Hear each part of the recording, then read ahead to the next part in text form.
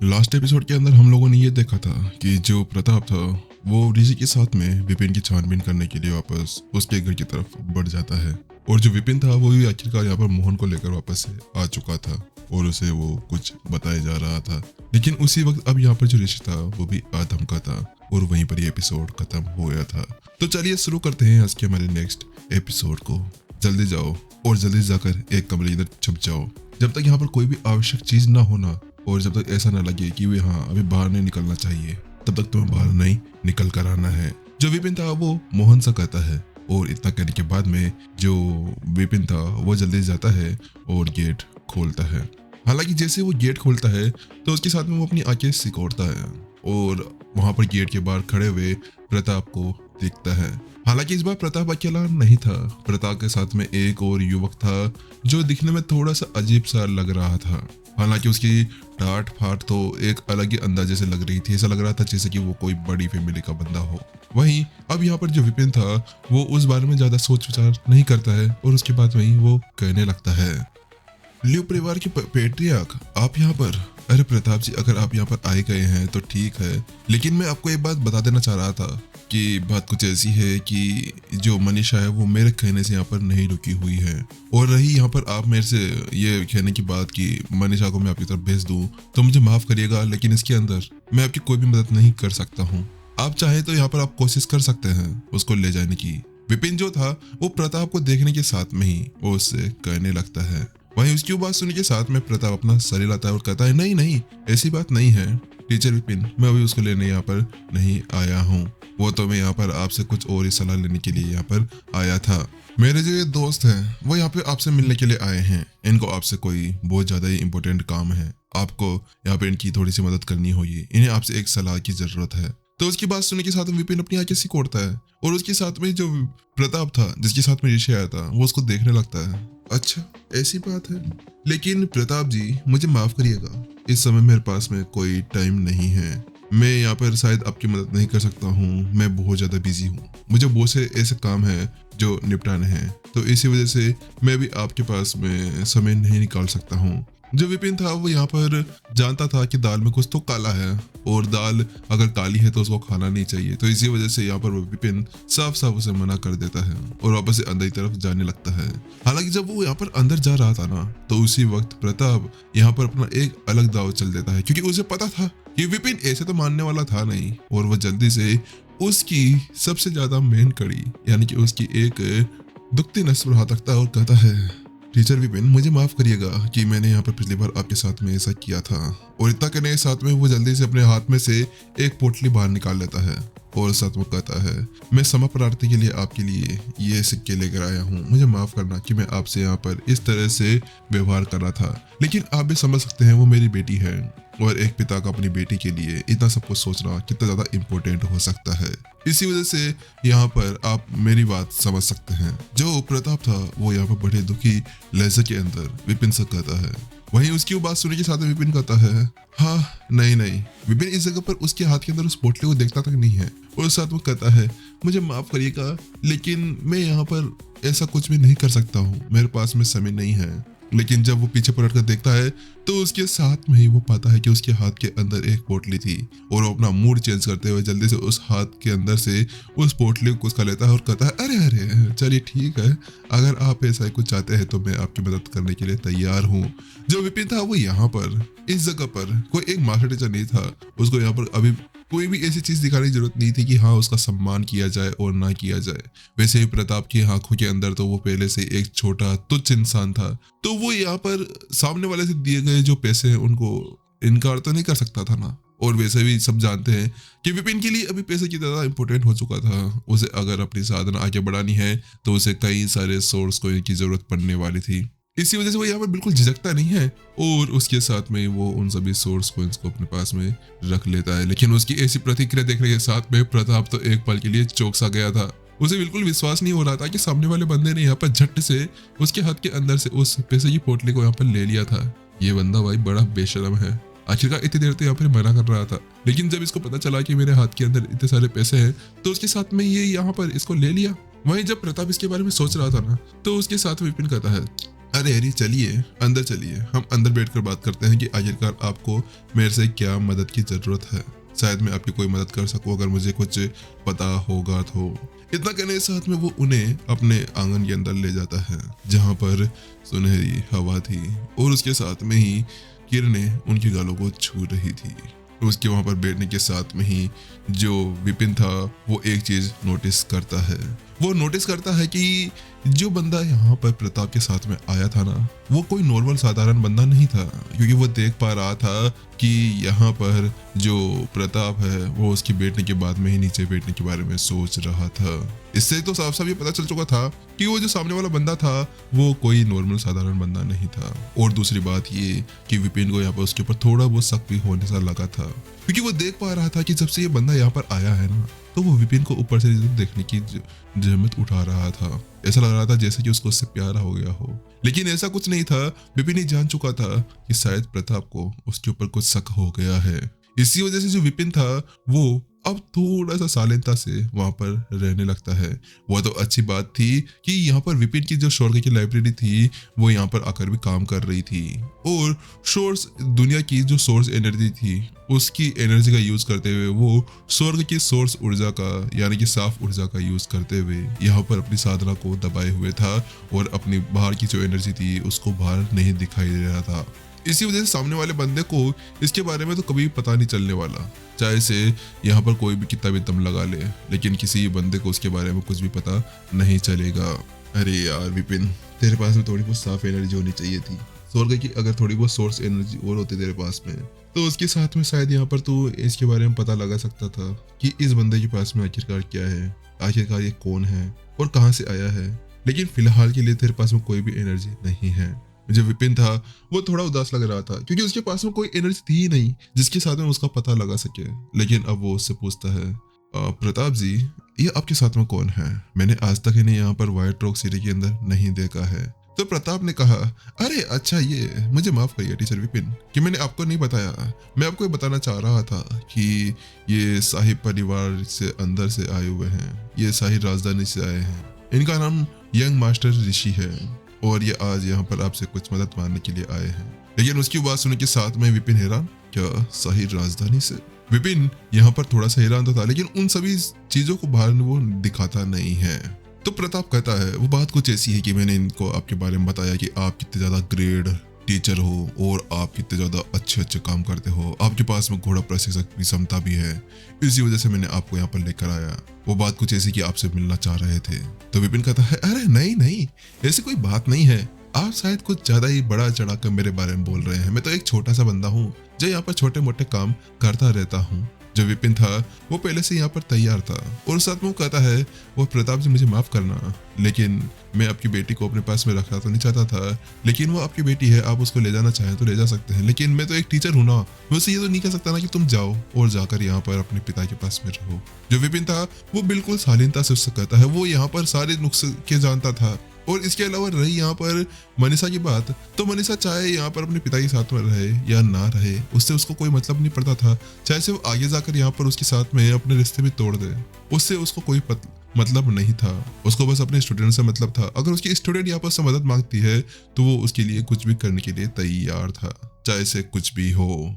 लेकिन उसकी वो बात सुनने के साथ में प्रताप भी एक मुस्कान देता है। वो वास्तव में साफ साफ विपिन के उन सभी शब्दों को समझ चुका था कि हाँ, इसमें विपिन की भी कोई गलती नहीं थी। विपिन तो साफ उसको पढ़ा रहा था। अगर उसकी बेटी को यहाँ पर उसके साथ में रहना था, उससे ही प्रशिक्षण लेना था, तो वो उसके अंदर कुछ कर नहीं सकता था ना। इसी वजह से वो कहता है, अरे टीचर विपिन, आप उसके बारे में सोचिए मत, हम अभी उसके बारे में बात नहीं कर रहे हैं, और रही यहाँ पर उसकी बात तो हम उसको बाद में निपटा लेंगे।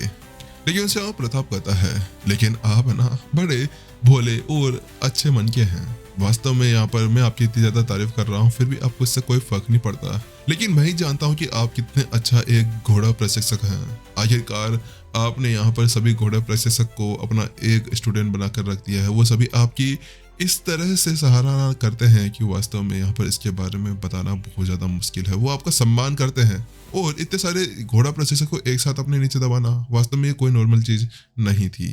तो उसकी बात सुनने के साथ में यहाँ पर विपिन कहता है, नहीं नहीं, ऐसी कोई बात नहीं है। तो उसके साथ विशी कहता है, अरे आप भी ना यहाँ पर आखिरकार किस बारे में बात कर रहे हैं? घोड़ा प्रोसेस होना एक नॉर्मल चीज है। अगर कोई यहाँ पर ज्यादा अच्छा घोड़ा प्रोसेस हो जाता तो इसका मतलब ये है कि वो बहुत ज्यादा अच्छा घोड़ा प्रोसेसर बन सकता है। इससे कोई लेन देन नहीं है कि यहाँ पर उन्हें यहाँ पर कोई घोड़े को प्रोसेस किया है। जो ऋषि था वो इतना कहता है, लेकिन उस बीच यहाँ पर वो जब ऐसा कह रहा था ना कि उसी बीच यहाँ पर उनकी टेबल के ऊपर 3 कप आ जाते हैं चाय के, और उसके अंदर यहाँ पर चाय डाली जा रही थी। जब तक डाली जा रही थी जब तक वो भर नहीं गई। ऋषि भी उसके ऊपर ज्यादा ध्यान नहीं देता है और चाय को डालने देता है, और उसके साथ में वो चाय का कप उठाने लगता है। और जैसे वो यहाँ पर चाय का कप उठाकर पीने वाला था कि अचानक से प्रताप उसके हाथ को पकड़ लेता है। उसको ऐसे पकड़ते हुए देखकर यहाँ पर ऋषि कहता है, क्या हुआ प्रताप जी, तुम मुझे यहाँ पर पकड़ क्यों रहे हो? क्या मैं चाय भी नहीं पी सकता हूँ? तो उसकी बात सुनने के साथ में यहाँ पर प्रताप की एक बिल्कुल उलझन सी, एक डरी हुई सी आवाज आती है। वो यहाँ पर सहमी से लग रही थी। वो कहता है, ये यंग मास्टर ऋषि, एक बार अपना सर उठाकर ऊपर तो देखिए। जो प्रताप था वो यहाँ पर थोड़ा सा घबराया हुआ लग रहा था और ऊपर की तरफ देखता है। हालांकि जैसे ही यहाँ पर ऋषि ऊपर की तरफ अपना सर घुमाता है तो उसके साथ में उसके हाथ के अंदर की जो चाय की प्याली थी वो तो यहाँ पर एक पल के लिए गिरने वाली थी, क्योंकि वो देख पा रहा था कि अचानक से उसके सामने कोई और नहीं, वो कालिया था। उस घोड़े को अपने सामने देखने के साथ में ऋषि की तो यहाँ पर रोंगटे खड़े हो गए थे, क्योंकि वही घोड़ा था जो यहाँ पर अपने खुरों का यूज करते हुए उसे चाय परोस रहा था।